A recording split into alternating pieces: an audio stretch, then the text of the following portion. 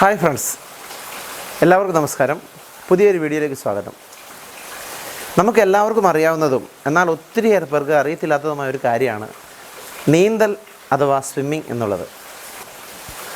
നമ്മുടെ ചുറ്റുമുള്ള ജലാശയങ്ങളിലും പുഴകളിലും തോടുകളിലുമൊക്കെ ഒത്തിരിയേറെ പേർ അപകടത്തിൽപ്പെടുന്ന കാഴ്ച ദിനംപ്രതി നമ്മൾ ദൃശ്യമാധ്യമങ്ങളിലൂടെ കാണാറുണ്ട്. അപ്പോഴൊക്കെ നമ്മളൊരു പക്ഷേ ചിന്തിക്കുന്നുണ്ട്, നീന്തൽ അറിയാമായിരുന്നെങ്കിൽ ഒരിക്കലും ഇവരൊന്നും അപകടത്തിൽപ്പെടില്ല എന്നുള്ളത്.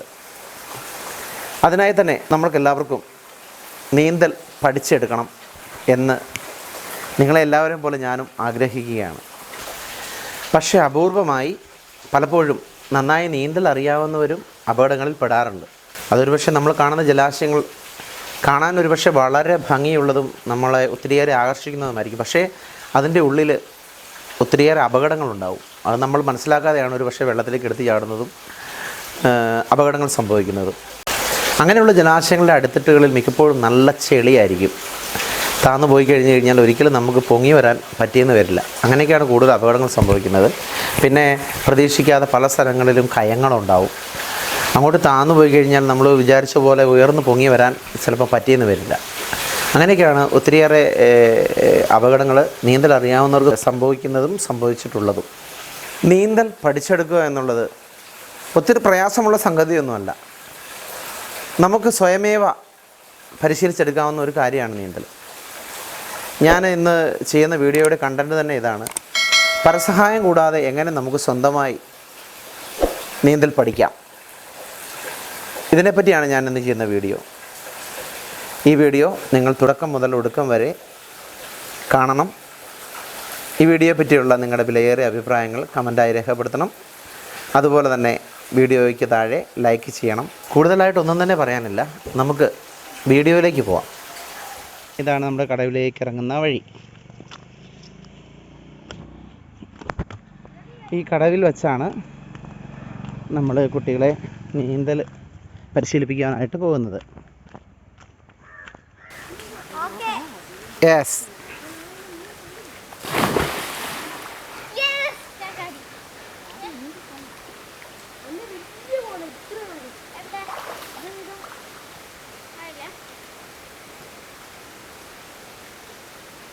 ഇത് ഞങ്ങളുടെ സ്വന്തം തോട്, ഞങ്ങൾ കാക്കത്തോട് എന്ന് പറയുന്ന ഞങ്ങളുടെ തോടാണ്.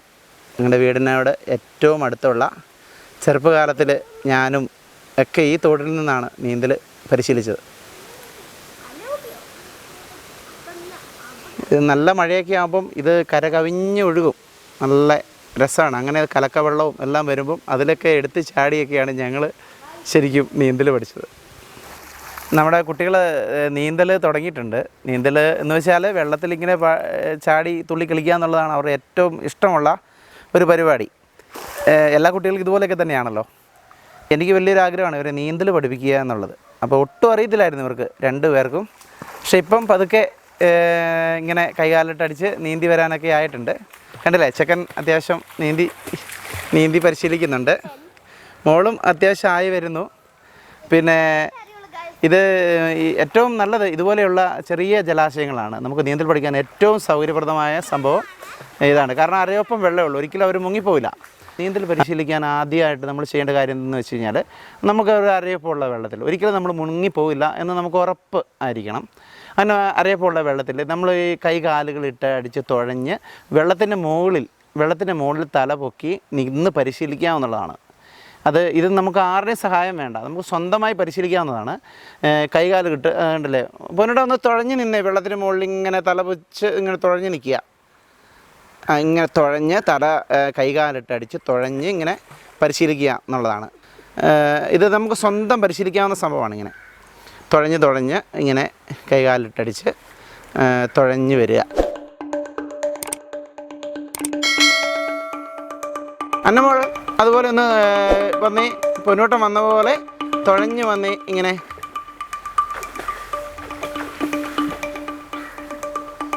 ഇങ്ങനെ തല മുകളിലാക്കി ഇങ്ങനെ തുഴഞ്ഞ് വരിക. ഇത് നമുക്ക് സ്വന്തം പരിശീലിക്കാവുന്നതേ ഉള്ളൂ. ഈ ആദ്യമായിട്ട് നമുക്ക് വേണ്ടത് വെള്ളത്തിനോടൊരു ഭയമൊന്നും ആർക്കും പാടില്ല. കാരണം ഈ ജലാശയത്തിന് തോടുകളുടെയൊക്കെ അടുത്തുള്ളവർക്ക് ഒരിക്കലും ഇങ്ങനൊരു പേടി ഉണ്ടാവില്ല. കാരണം അവർ ചെറുപ്പം മുതലേ തന്നെ ഇങ്ങനത്തെ പല വിക്രിയകളും കാണിച്ച് വളർന്നു വരുന്നുണ്ട്. അവർക്ക് വെള്ളത്തിനോടൊരു പേടി ഉണ്ടാവില്ല എന്നുള്ളതാണ്. ചെറിയ ചെറിയ ഇതുപോലെ വിക്രസുകളൊക്കെ അവർ ചെയ്യാൻ പഠിച്ചിട്ടുണ്ട്. പൊന്നൂട്ടാ, നിൻ്റെ ജലശയനം ഒന്ന് കാണിച്ചേ. അവനിപ്പം ഇങ്ങനെ വെള്ളത്തിൻ്റെ മുകളിൽ ഇങ്ങനെ ജലശയനം പോലെ ഇങ്ങനെ പൊങ്ങി കിടക്കും, കുറേ നേരം ഇങ്ങനെ കിടക്കും. സ്വന്തം പരിശീലിച്ചെടുത്തതാണ് കേട്ടോ.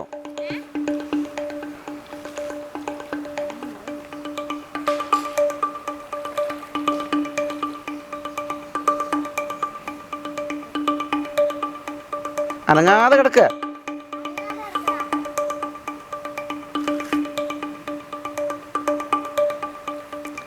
വെള്ളത്തിന് ചെറിയൊരു ഒഴുക്കുള്ളത് കൊണ്ടാണ് പുള്ളി ഇങ്ങനെ നീങ്ങിപ്പോകുന്നത്. ഒഴുക്കില്ലാത്ത സ്ഥലത്താണെങ്കിൽ അതേപടി നമ്മളിങ്ങനെ വെള്ളത്തിൻ്റെ മുകളിൽ തന്നെ ഇങ്ങനെ കിടക്കുന്നത് പോലെ ഇങ്ങനെ കിടക്കാൻ പറ്റും. കക്ഷി സ്വന്തം പരിശീലിച്ചെടുത്തതാണ്.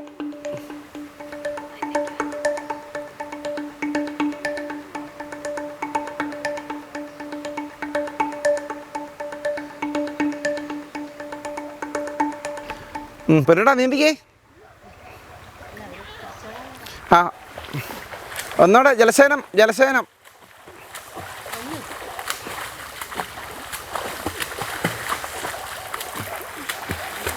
എടാ, നീന്തി വരാതെ ഒന്നൂടെ ജലസേനം കാണിക്കടാ. ആ,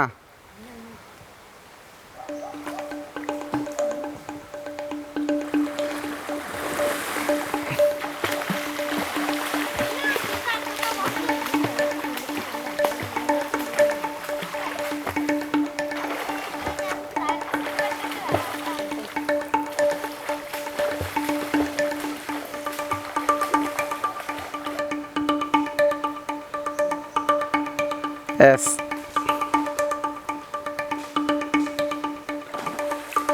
എടി, ആഹാ, അവള്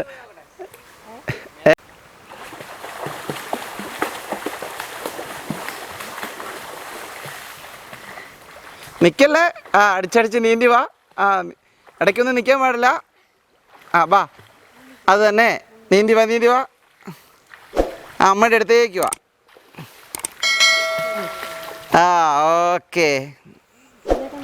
ആ, എന്നാ പൊന്നു, മതി. ഇനി കയറിക്കോ. വെള്ളം പതുക്കെ കലങ്ങാൻ തുടങ്ങി. ഇനി നമുക്ക് കയറാം.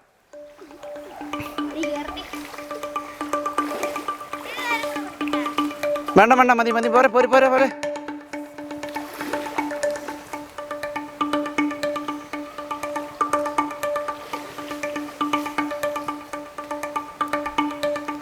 ആ, അങ്ങനെ നമ്മുടെ ഇന്നത്തെ നീന്തൽ പരിശീലനവും അതുപോലെ തന്നെ പിള്ളേരുടെ നീന്തലും കുളിയും എല്ലാം നമുക്ക് തൽക്കാലം നിർത്താം. നിർത്തിയേക്കാന്നേ. ഓക്കെ. ആ, എന്നാ തോർത്തിക്കോ.